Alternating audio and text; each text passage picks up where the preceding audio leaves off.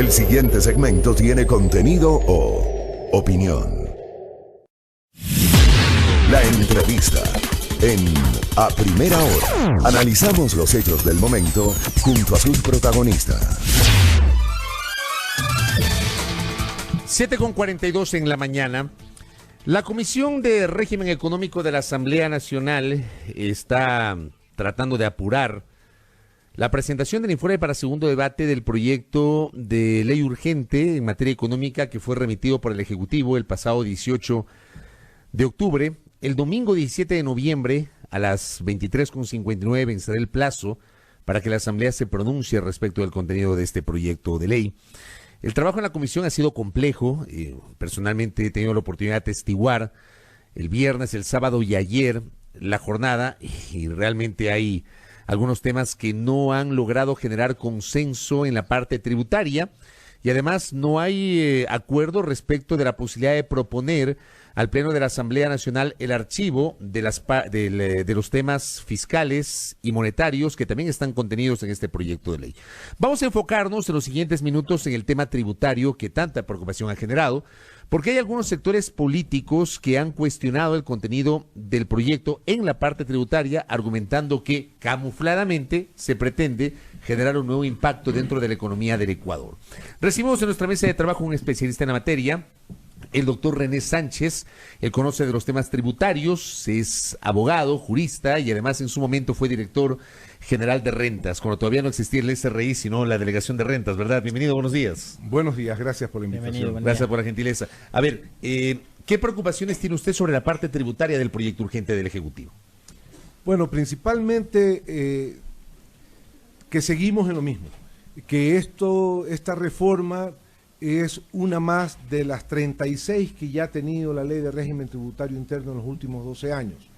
Estamos conscientes de que es necesario generar los recursos permanentes para financiar el presupuesto general del Estado. Y hasta que esto se dé, hubiera sido deseable el poder los ecuatorianos contribuir, y estoy seguro que hubiéramos estado, si no felices, pero decididos a apoyar, lo han manifestado muchos sectores de la ciudadanía y también sectores empresariales, con una ley que sea mucho más sencilla, con una ley simple y temporal o transitoria. ¿Qué quiere decir esto?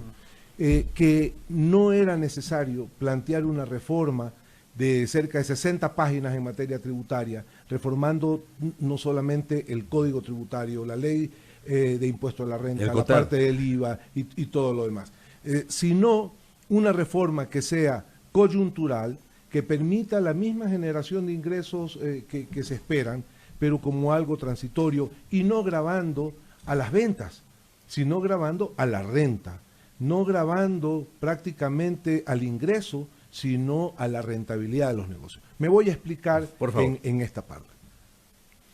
Es tan extensa en materia tributaria la reforma que no parece ser que fue emitida o fue presentada a la Asamblea con el propósito solamente de generar estos ingresos temporales que necesita el Estado, hasta poder definir qué va a pasar con los subsidios y poder ir desmontando, aunque sea gradualmente, estos subsidios y generar ingresos permanentes para el país.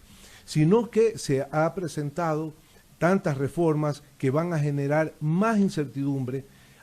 Creo yo que va a ser o podría ser peor el remedio que la enfermedad, porque hemos dado hasta el año pasado una serie de incentivos, y especialmente a inversionistas extranjeros para que vengan a invertir, y en esta ley, no, y los pocos que hayan venido, con esta ley le estamos quitando los incentivos. Por ejemplo, el incentivo de decirle a las empresas extranjeras, aunque vengan de paraísos fiscales, que generalmente no le gusta al país que vengan inversionistas de paraísos fiscales, sean de paraísos fiscales o de países que no sean de paraísos fiscales, si ustedes traen recursos, las utilidades que generen las empresas que monten en el país, luego el pago del impuesto a la renta, esas utilidades van a ser exentas. Hoy las utilidades van a ser grabadas. Eso es lo que los detractores del proyecto de ley denominan ley de blanqueo de capitales.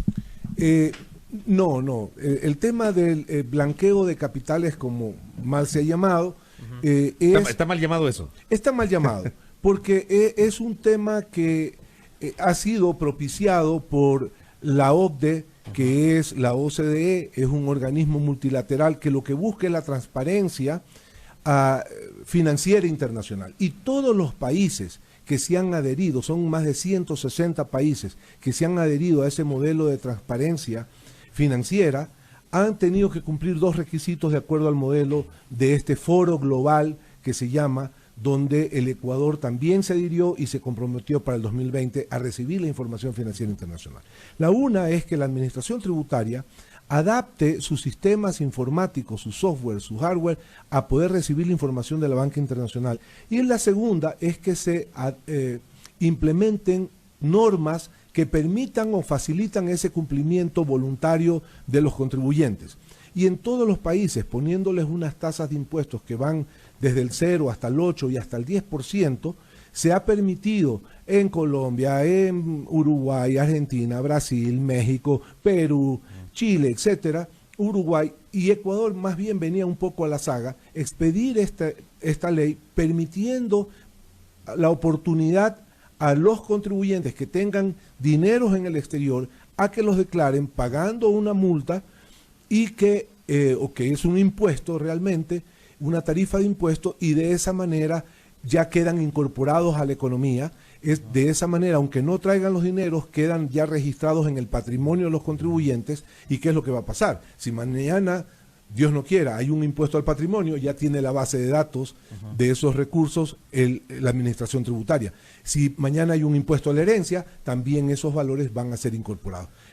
Está claro de que estos recursos y estas declaraciones no dejan a salvo ni permiten el blanqueo de dineros mal habidos, sea por cualquier actividad ilícita de corrupción administrativa, de exfuncionarios, ni de gente dedicada pues a actividades pues como narcotráfico, guerrilla, etcétera. ¿A usted qué le parece, doctor René Sánchez, especialista tributario que nos visita en esta mañana, la parte del ICE, el aumento del ICE? Si uno revisa desde el artículo 50 hasta el 55, me parece, hay todo un capítulo vinculado con una modificación de la tasa del impuesto a los consumos especiales, y allí, por ejemplo, consta cigarrillos, bebidas gaseosas, bebidas no alcohólicas, energizantes, perfumes y aguas de tocador, vehículos motorizados de transporte terrestre, aviones, avionetas, helicópteros, servicios de telefonía pagada, servicios de televisión pagada, servicios de telefonía fija y planes que comercialicen únicamente voz, datos, etcétera,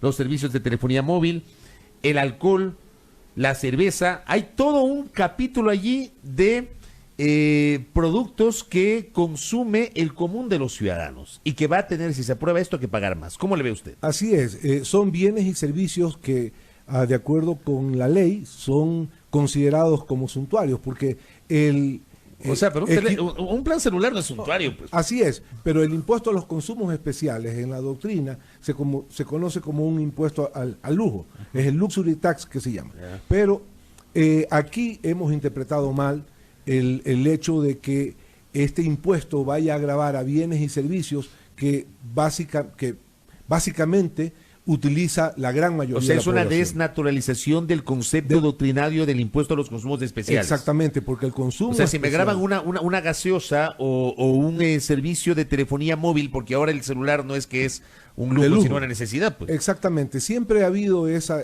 discusión, ese debate, donde, por ejemplo, a los licores, a los cigarrillos, al alcohol en general, a las armas, etcétera, a los yates, estos equipos acuáticos de recreo, etcétera, está bien que le pongan un impuesto. Eso sí, pues no todos tienen una moto acuática. Exactamente, entonces eso está bien, pero ya de ahí... De un avión, de una avioneta, de un helicóptero. Imagínense, pero de ahí ponerle, o también un impuesto que no es que sea por el lujo, sino que ese impuesto se incorpora para desestimular el consumo. Por ejemplo, a los incandescentes, a los focos incandescentes. Le ponen un impuesto porque ese es un bien que la idea es encarecerlo para usar uno que sea más amigable al medio ambiente. Ahora, ¿se incluyen también, doctor, tributos a plataformas que brindan servicios como, por ejemplo, digitales? Netflix,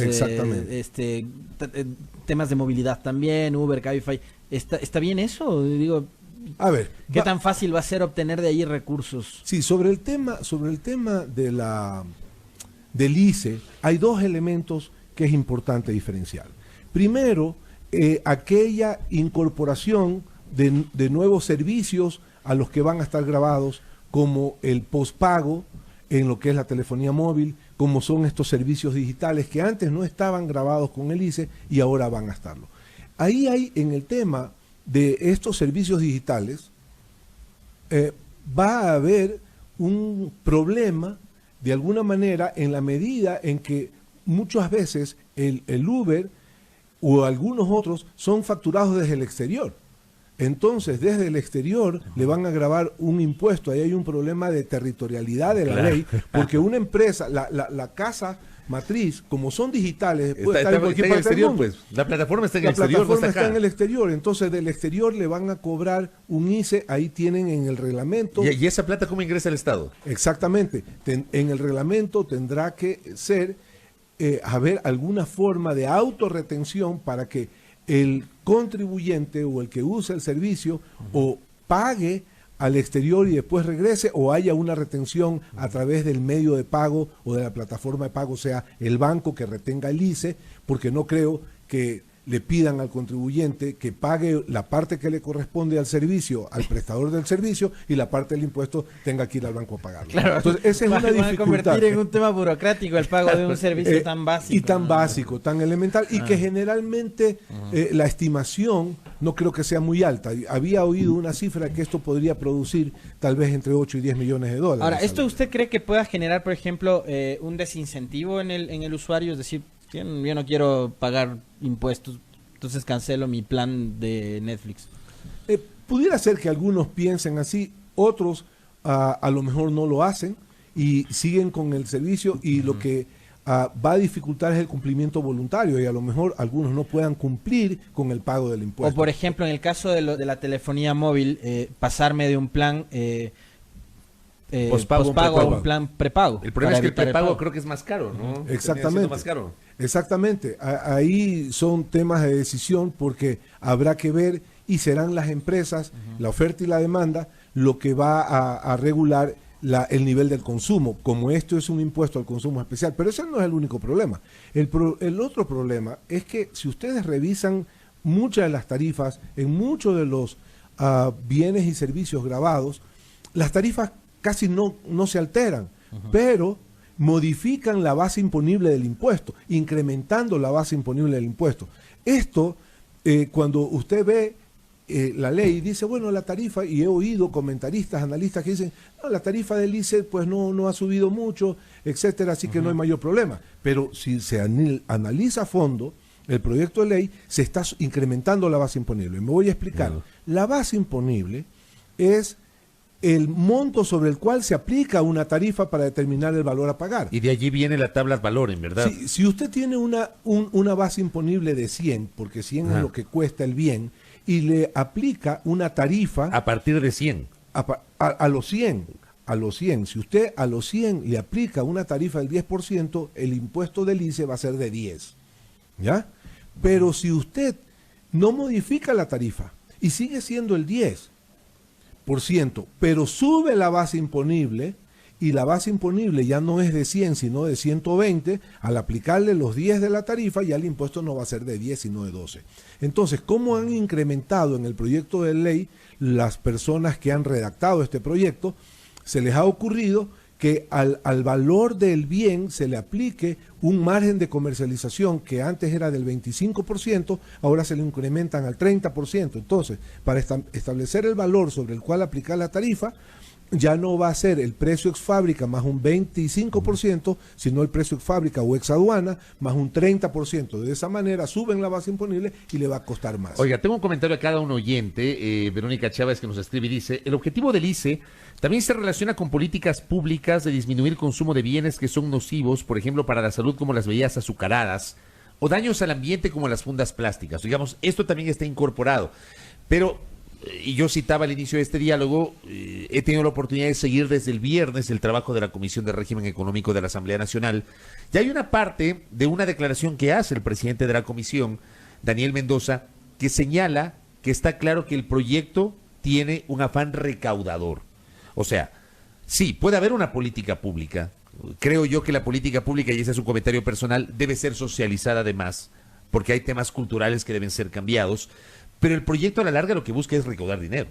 Sí, por eso en realidad el mecanismo utilizado para generar esos ingresos que son necesarios para el presupuesto, yo no dudo de que el gobierno nacional haya o tenga todavía y tiene la sana intención de oxigenar las finanzas públicas. Está bien, hay algunos esfuerzos que se pueden hacer para reducir el tamaño del Estado y todo, pero si no pasó el tema de los subsidios, que a lo mejor debió haber sido un poco más gradual que todo el incremento que se planteó, etcétera.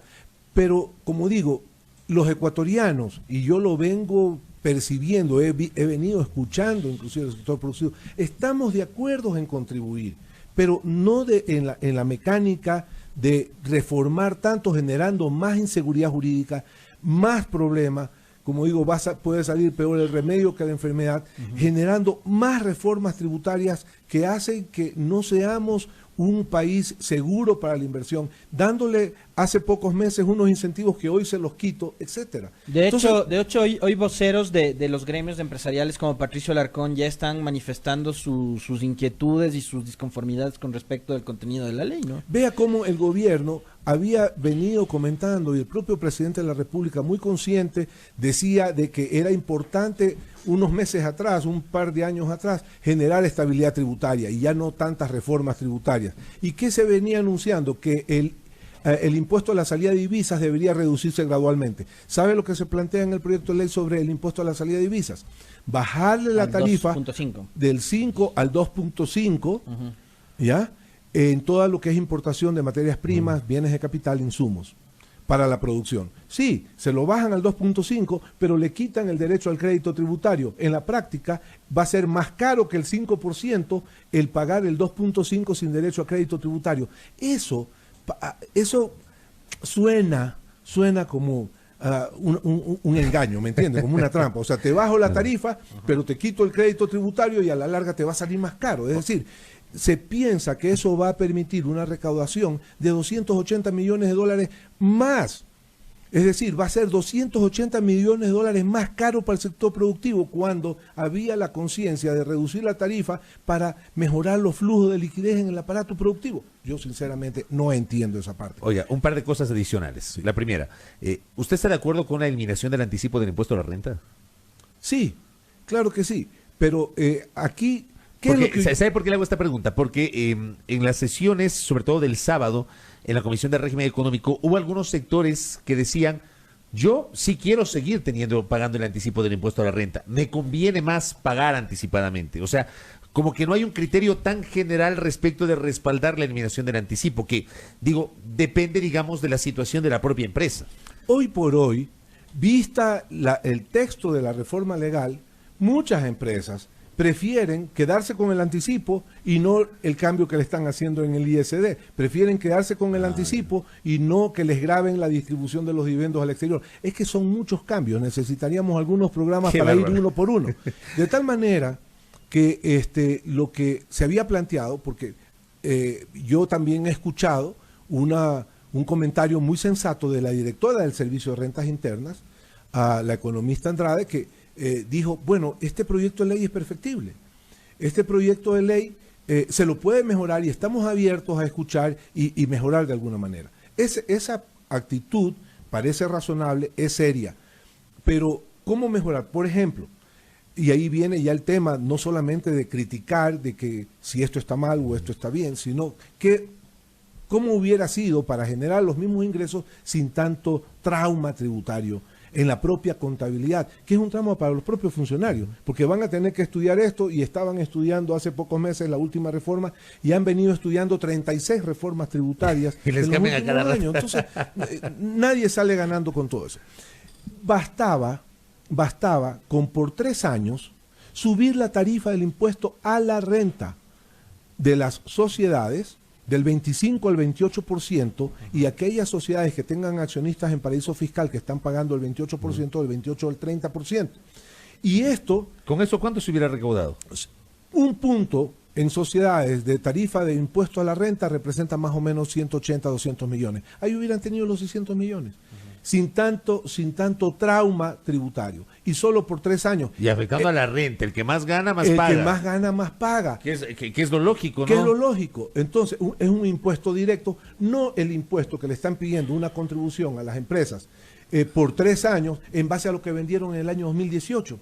Entonces, si yo vendí el año 2018, por decir, cualquier empresa, 1 millón, o 10 millones, o 100 millones, o 1.000 millones, pero el año 2020, por alguna razón y por las situaciones económicas, la empresa pierde, igual tiene que pagar.